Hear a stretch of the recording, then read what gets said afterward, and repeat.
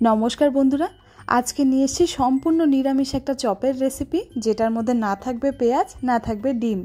चलुन देखे निই दारुण सुस्वादु चप किभाबे तैरी होच्छे। आमी एखाने 8टा मतन आलू निये निয়েছি। आलूटाके बेशी नरम करे सिद्ध करिনি आबार भीषण शक्तও राखिনি। आलूगुलोके आमी सिद्ध करार पर 8 टुकरो करे केटे निয়েছি।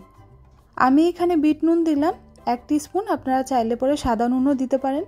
तार साथे दिए दिलाम आमचूर पाउडार हाफ टीस्पुन, लाल लंकार गुঁড়ো दिलाम हाफ टीस्पुन, जिरे पाउडार दिচ্ছি 2 चा चामच, काँचा लंका आमी एखाने दिए दिएছি 3টে काँचा लंकाके कुचि करे निয়েছিলাম সেটা দিয়ে দিলাম। গোটা জিরে তাওয়াতে আমি একটু ভালো মতন ভেজে নিয়েছিলাম, মানে ড্রাই রোস্ট করে নিয়েছিলাম, পুরোটা দিলাম না। আমি এখানে হাফ চামচের একটু বেশি গোটা জিরে দিয়ে দিলাম। বাদাম আমি এখানটায় একটু ভালো মতন ড্রাই রোস্ট করে নিয়েছি। এবার বাদামটাকে একটু থেতো করে নিলাম। বাদামটাকে চাইলে আমি মিক্সিতে গুঁড়ো করতে পারতাম, কিন্তু বাদামটা এমন থাকবে যেন খাওয়ার সময় মুখে একটু পড়লে পরে খেতে খুব ভালো লাগে, সেজন্য আমি এটাকে হাত দিয়ে একটু গুঁড়ো করে নিলাম। এবার ভালো করে সব কিছুকে মিশিয়ে এভাবে দেখুন একটা আলুর মসৃণ ডো বানিয়ে নিলাম।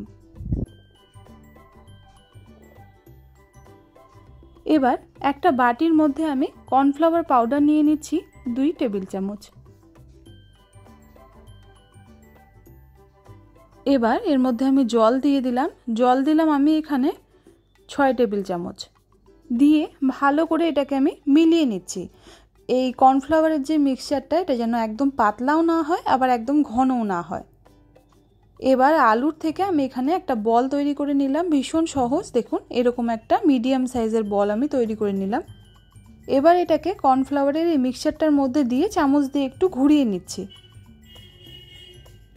এবার আমি এটাকে পাশে রাখা ব্রেড ক্রাম্বসের মধ্যে একটু কোট করে নিচ্ছি। এই সময় কিন্তু হাতটাকে ভেজালে চলবে না, হাতটাকে শুকনো রাখবেন, না হলে ব্রেড ক্রাম্বসের মধ্যে একটু জল পড়লেও সেটা কিন্তু দলা পেকে যাবে। এবার আমি আরেকবার কর্নফ্লাওয়ারের যে মিক্সচারটা তার মধ্যে আরেকবার ঘুরিয়ে নিয়ে আরেকবার আমি ব্রেড ক্রাম্বসের মধ্যে কোট করে নিচ্ছি, মানে দুবার আমি কর্নফ্লাওয়ারে ডোবালাম আর দুবার কিন্তু কোট করলাম। আরেকটা বানিয়ে দেখাচ্ছি। এভাবে আলুর বলটা আমি তৈরি করে নিলাম প্রথমে, তারপর কর্নফ্লাওয়ারের মধ্যে একটু ডুবিয়ে নিলাম। এবার ব্রেড ক্রাম্বসের মধ্যে একটু লাগিয়ে নিয়ে তারপর আবার কর্নফ্লাওয়ারে ডুবিয়ে আরেকবার ফাইনাল কোট করলাম ব্রেড ক্রাম্বস দিয়ে। এতে বাঁধনটা একদম মজবুত হবে আর ভাজাটা যখন ভাজবেন খুব মুচমুচে হবে। আমার এখানে 9টা মতন চপ তৈরি হয়ে গিয়েছে একদম।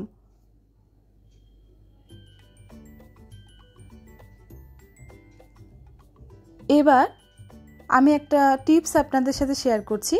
আপনারা চাইলে পরে এই চপগুলোকে একটা এয়ারটাইট কন্টেনারের মধ্যে রেখে মোটামুটি 5 থেকে 7 দিনের জন্য কিন্তু ফ্রিজে রেখে সংরক্ষণ করতে পারেন। বাড়িতে হঠাৎ করে অতিথি চলে আসলে পরে এই চপগুলো কিন্তু আপনারা তখন ভেজে পরিবেশন করতে পারেন। এতে আপনাদের খাটনি অনেকটা কমবে আর সময়টা অনেকটা বেঁচে যায়। তো এভাবে আপনারা 1 সপ্তাহের জন্য কিন্তু এয়ারটাইট কন্টেনারে ভরে ফ্রিজে রেখে সংরক্ষণ করতে পারেন। এবার আমি ফ্রাইং প্যানে তেল দিয়ে দিচ্ছি। আমি ভাজাটা ফ্রাইং প্যানে ভাজছি, তাহলে অতিরিক্ত তেল আমার দেওয়ার দরকার নেই। দেখুন কড়াইতে ভাজলে একটু ডুবো তেলে করতে হয়, কিন্তু ফ্রাইং প্যানে দিয়েছি বলে এটা এখানেই সহজে ভাজা হয়ে যাবে। তেলটা একটু গরম হয়ে যেতে এক এক করে আমি চপগুলো ছেড়ে দিলাম। যখন চপগুলো ছাড়বেন একটু আলাদা আলাদা করে ছাড়বেন, যেন কোনোটাই কারোর গায়ের সাথে লেগে না যায়। আর চপগুলো দেওয়ার সাথে সাথেই কিন্তু নাড়াচাড়া করবেন না, এটা একটা নরম জিনিস, বেশি নাড়াচাড়া করলে এটা ভেঙে যেতে পারে। তাই এক পাশ হতে দেবেন, তারপর আর এক পাশ কিন্তু উল্টে পাল্টে দেবেন। আর আঁচ একদমই বাড়াবেন না, এর মধ্যে ব্রেড ক্রাম্বস রয়েছে, তো বেশি আঁচে করলে এটা পুড়ে যেতে পারে। দেখুন কতটা মুচমুচে হয়েছে, আওয়াজটা আমি আপনাদের শোনাচ্ছি।